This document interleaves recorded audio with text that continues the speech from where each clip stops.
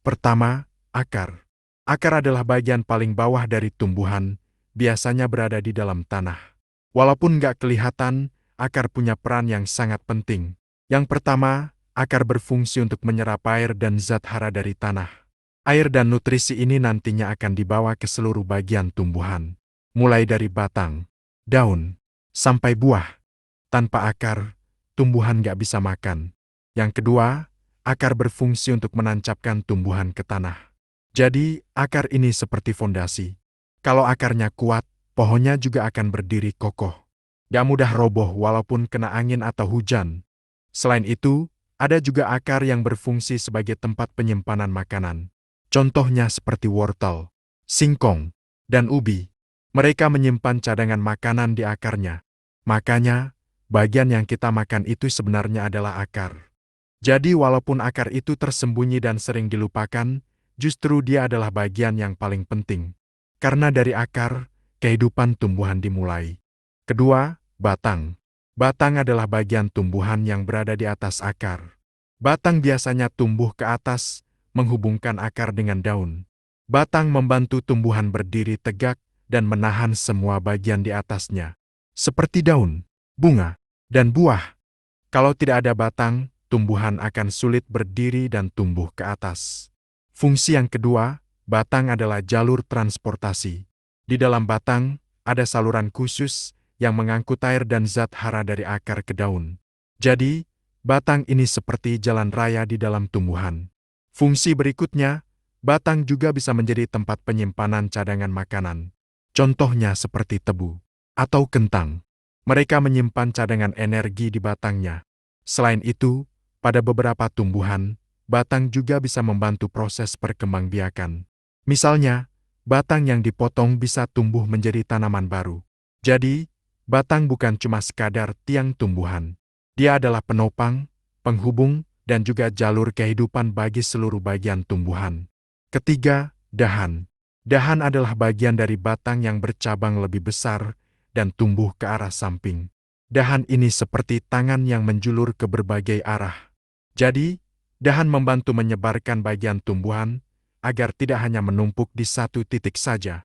Fungsi kedua, dahan membantu tumbuhan untuk menjangkau cahaya matahari. Dengan menyebar ke samping, daun-daun bisa mendapatkan sinar matahari lebih banyak. Karena dari sinar matahari itulah tumbuhan bisa membuat makanan. Selain itu, dahan juga membantu menyeimbangkan bentuk pohon. Kalau semua tumbuh lurus ke atas tanpa menyebar, pohon bisa mudah roboh. Dengan adanya dahan yang menyebar, berat pohon jadi lebih seimbang. Dahan juga menjadi tempat rumah bagi banyak kehidupan.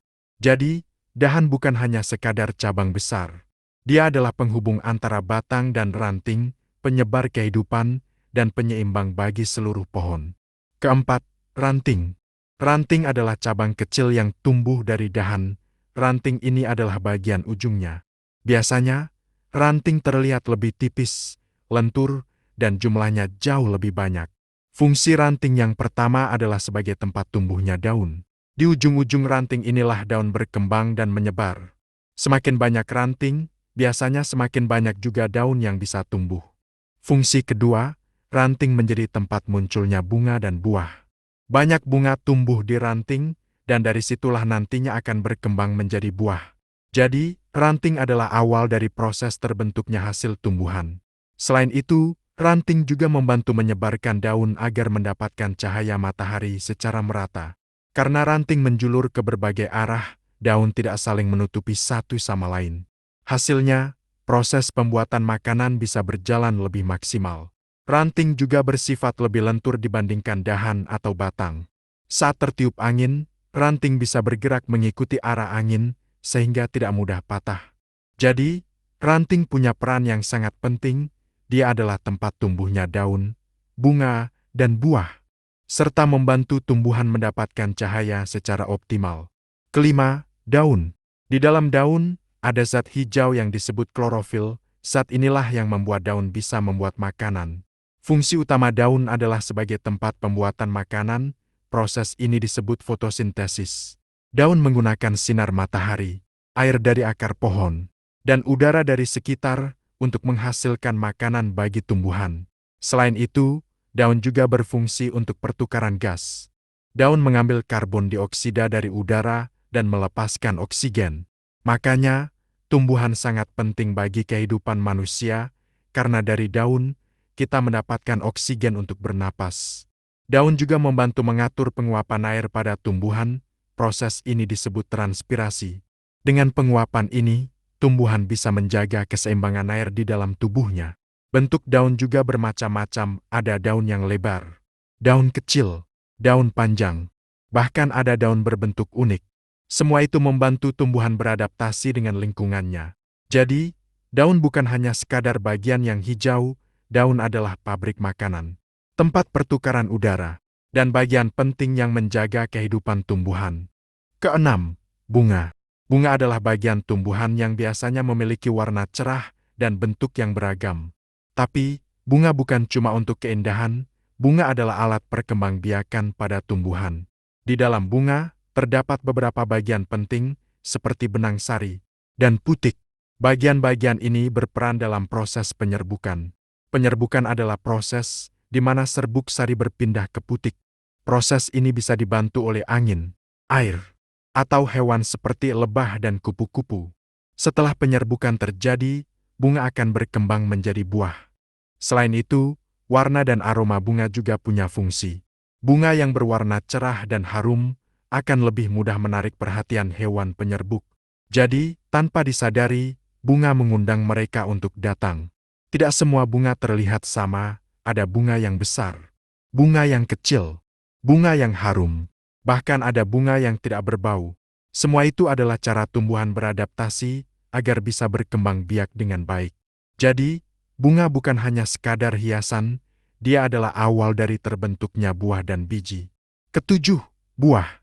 Buah adalah bagian tumbuhan yang berkembang dari bunga setelah proses penyerbukan. Fungsi utama buah adalah sebagai pelindung biji. Buah menjaga biji agar tetap aman sampai waktunya tumbuh.